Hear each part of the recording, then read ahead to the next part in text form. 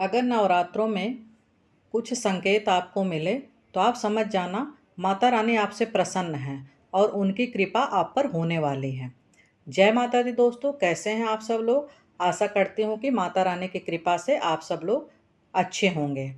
दोस्तों, आप सब लोग मेरा वीडियो अंत तक ज़रूर देखिएगा क्योंकि यह वीडियो बहुत ही ज्ञानवर्धक है। इससे आपको पता चलेगा कि नवरात्रों में कौन सा संकेत माँ दे रही हैं कि जिससे वो प्रसन्न हैं। जब माँ आपके घर विराजमान हो तो समझना अब आपके घर की सारी गरीबी खत्म होने वाली है, आपके जीवन में खुशियाँ आने वाली हैं। तभी ऐसे कुछ विशेष संकेत मिलने शुरू हो जाते हैं, बस हमें गौर करने की ज़रूरत है। कुछ संकेतों से आप पता कर सकते हैं कि माँ आपके साथ हैं या नहीं।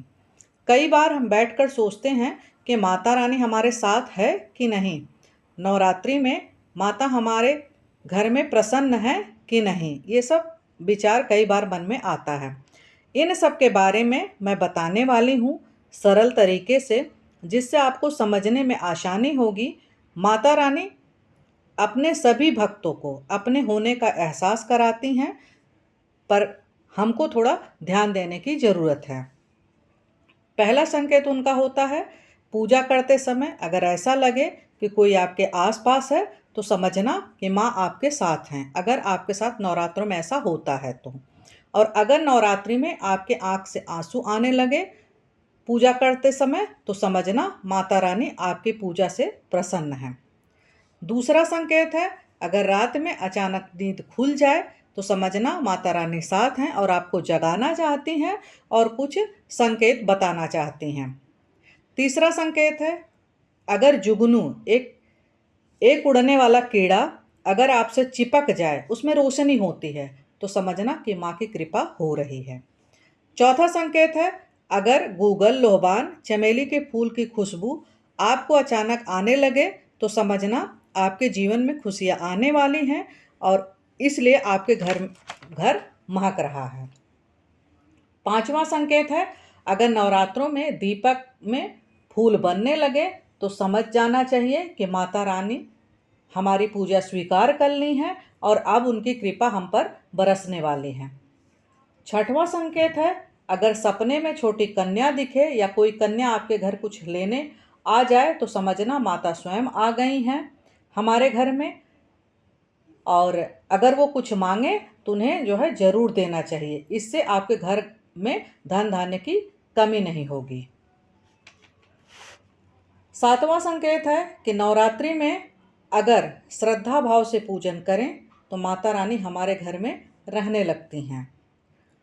आठवां संकेत है 9 दिनों तक सात्विक रहना चाहिए, चुगली निंदा नहीं करनी चाहिए, तो माँ प्रसन्न होकर कुछ ऐसे इशारे देती हैं जो समझ आता है कि माँ प्रसन्न है। 9वां संकेत है माता रानी के इन संकेतों के बारे में एक भी संकेत का पता चले तो आप अपनी मनोकामना उनसे पूरी करवा सकते हैं। 10वां संकेत है अगर माता को फूल चढ़ाते समय फूल गिर जाए तो माता का यह संकेत है कि माँ आपके घर में आ चुकी हैं और आशीर्वाद के रूप में वो तुम्हें ये फूल प्रदान कर रही हैं।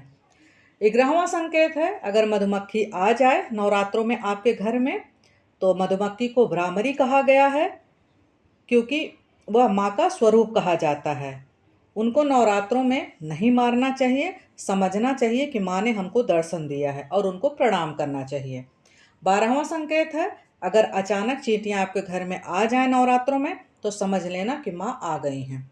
13वां संकेत है नवरात्रि पर अगर कोई भी मांगने वाला आ जाए तो उसे कभी खाली हाथ नहीं भेजना चाहिए, माँ किसी भी रूप में आ सकती हैं।